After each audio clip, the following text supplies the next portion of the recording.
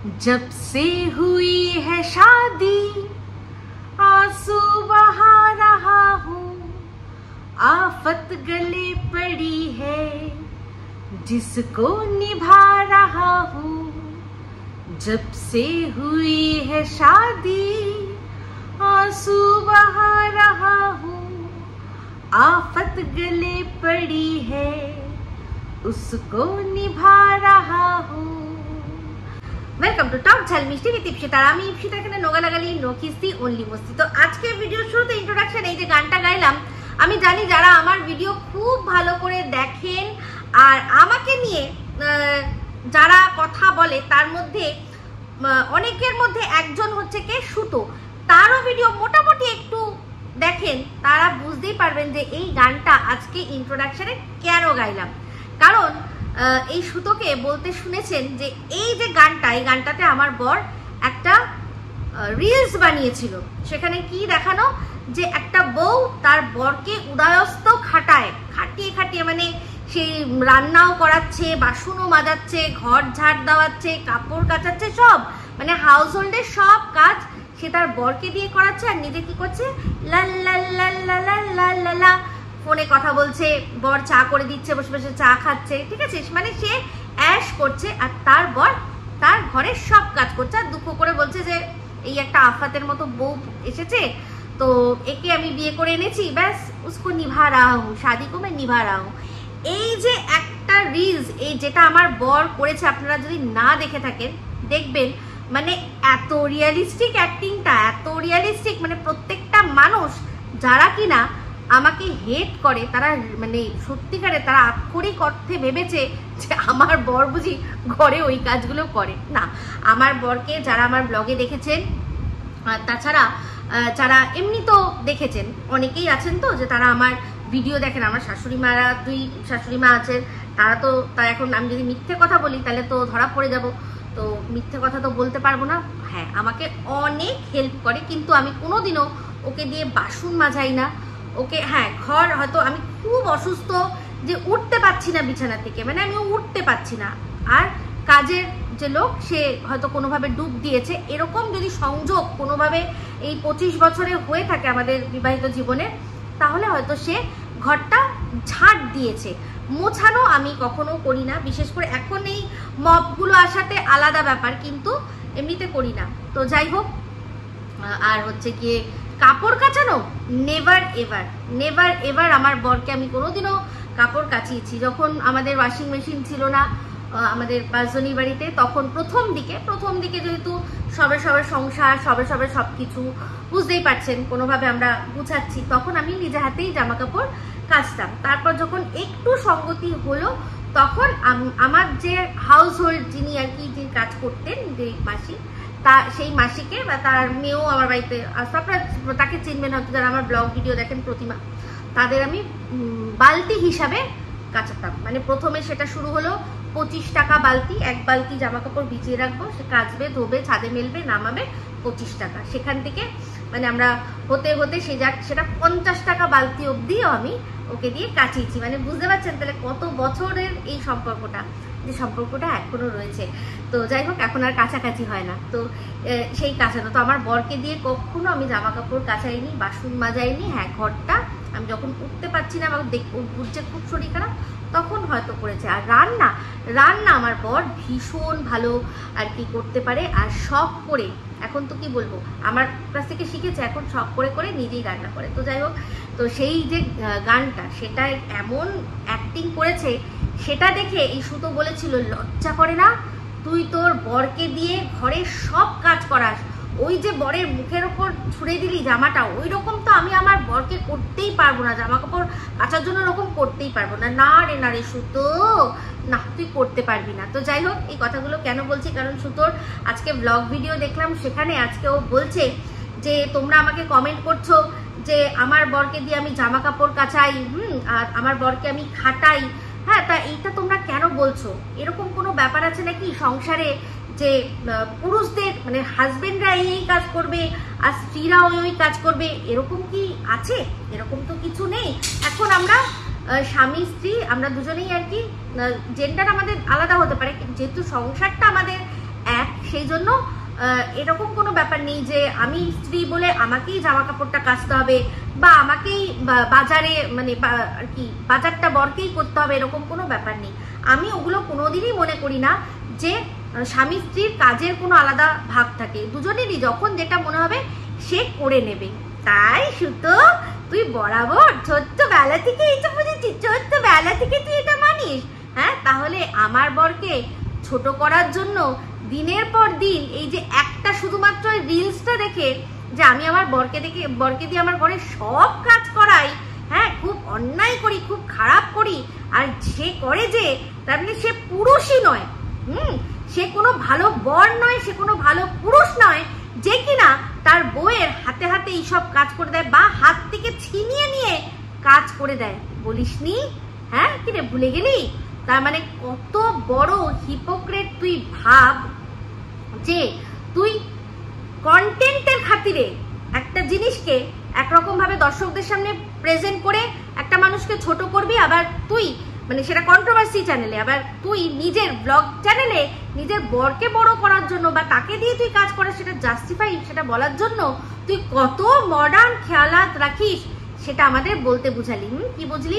বললি যে আমার বাড়িতেও সাধারণত বাজার করাটা পুরুষদের কাজ, কিন্তু আমার বাড়িতে কিন্তু আমার মা বরাবর করে এসছে। তো এইটা মানে কি বলবো, সম্পূর্ণ পুরুষ নারীর কোনো ব্যাপার নেই, যে যেটা ভালো পারে।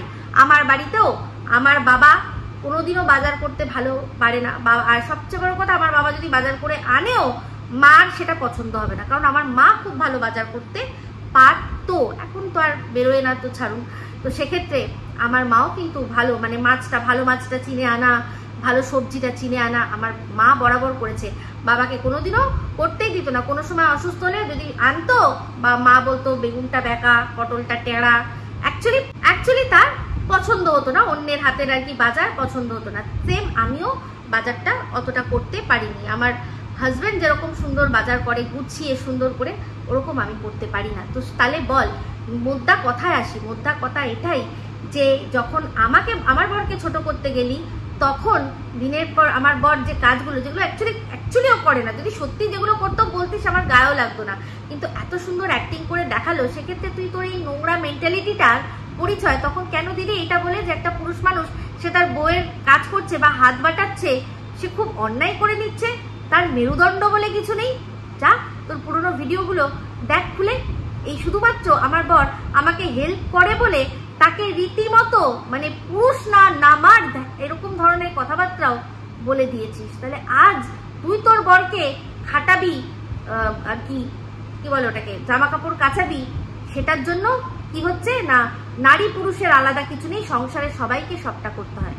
তো আমি তো প্রথম থেকেই এই জিনিসটা জানি যে নারী পুরুষ বলে কিছু নেই, সংসারে সবাইকে সবটা করতে হয়। হ্যাঁ, আমি আমার বাবাকে দেখেছি, বাবা জামা কাপড় কাচতো সারাদিনে, সারা মাসে বা সারা সপ্তাহে, সরি মাসে না, সারা সপ্তাহে জামা কাপড় জমিয়ে রাখতো নিজের, আর সেটা কাচতো, আর আমি আমার জামা কাপড় কাচতাম, মায়ের জামা কাপড়, আমরা প্রত্যেকে সবাই একে মানে যেটা কাজটা আমরা যার নিজের করতাম। তো সেক্ষেত্রে তুই না জেনেই যেভাবে বলেছিস আমার বরকে নিয়ে, যেভাবে নোংরামি করেছিস, দেখ আজকে তোকে বলতে হচ্ছে যে তোর মানে স্বামী স্ত্রী বলে আলাদা কিছু হয় না। মানে তুই কতটা দোগলা, কতটা হিপোক্রেট, কতটা ভণ্ড তুই বরাবর মানুষকে বোঝাতে সাহায্য করছিস। কারণ দেখ, তোর যারা ভালোবাসার মানুষরা যারা তোর ব্লগ ভিডিও আজকে দেখছে না, অনেক দিন থেকে দেখছে, তারা তোর কন্ট্রোভার্সি ভিডিও তো দেখে, তো তারা তো দেখেছে যে তুই আমার বরকে নিয়ে শুধুমাত্র আমার হাতে হাত মিলিয়ে কাজ করে বলে কত নোংরা কথা বলেছিস। শুধু তাই নয় আমার ব্লগ ভিডিও কত হয় বড় জোর 20 মিনিটের হবে। তো সেই 20 মিনিটের ভিডিওগুলোর মধ্যে সারা দিনের মধ্যে সে যদি কয়েকটা শর্ট আমাকে, যখন সে বাড়িতে অ্যাভেলেবেল থাকে, সে যদি আমাকে সেই ভিডিওটা করে দেয়, তার জন্য কি বলেছিস যে সারাক্ষণ বউয়ের পেছনে থেকে তার কোনো কাজ নেই, সে শুধু কি করে না বউয়ের ক্যামেরা ধরে দেয়।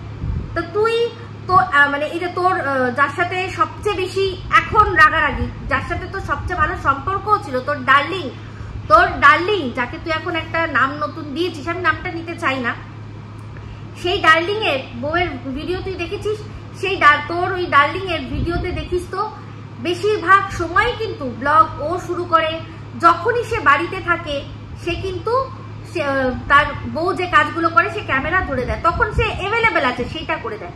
তার মানে কি সে কোনো কাজ করে না? ইনকাম কত করে সেটা বলছি না, কাজ করে না।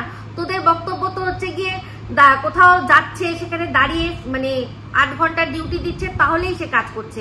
কোনো মানুষ যে বিজনেসম্যান যে কিনা সারা এরকমও হতে পারে যে 1 সপ্তাহ তার বাড়িতে সেই বসে রইল, সে কোথাও গেল না, তার মানে তার মাসে যে ইনকামটা যে আদৌ কিছু সে ইনকাম করে না সেটা তোরা অনায়াসে বলে দিতে পারিস, কারণ তোরা ব্যবসার মোড়টাই জানিস না।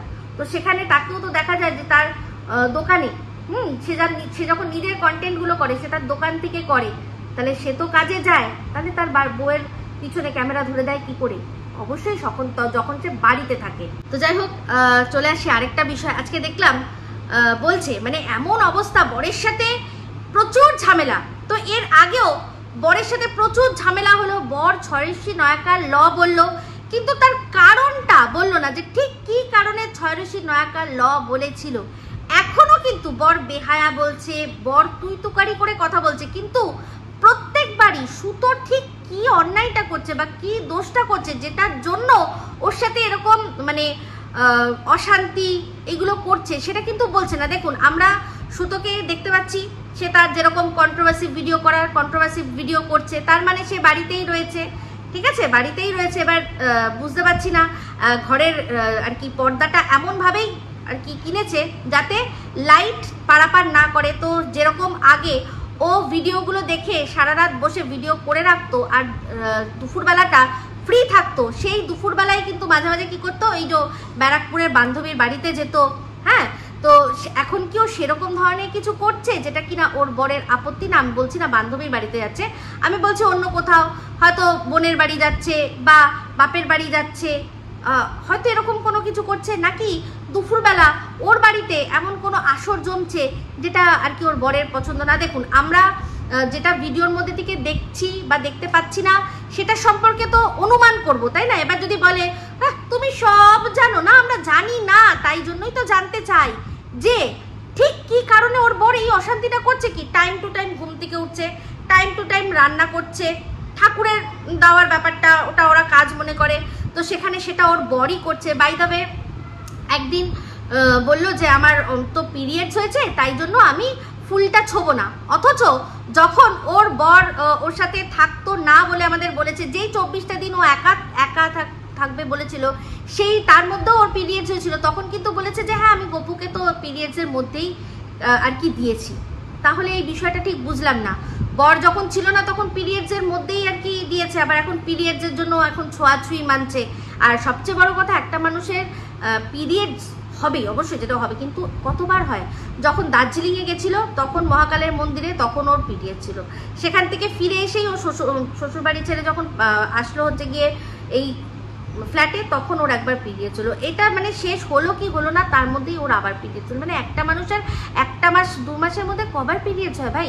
পিরিয়ডস হওয়াটা কোনো ব্যাপার না, আর পিরিয়ডস নিয়ে কথা বলাটাও কোনো ব্যাপার না। পিরিয়ডস হলেই বোঝা যায় যে হ্যাঁ মানে হয়েছে, মানেই বুঝতে পারছি হ্যাঁ তোমার সব আর কি ঠিকঠাক আছে, তোমার পিরিয়ডস হচ্ছে, মানে তুমি এখনো মানে অত বয়স্ক বা বুড়ি হয়ে যাওনি, তাই না? এটার জন্যই বারবার করে মনে হয় বুঝিয়ে দিতে হয়, যাই না, বলতে পারি না।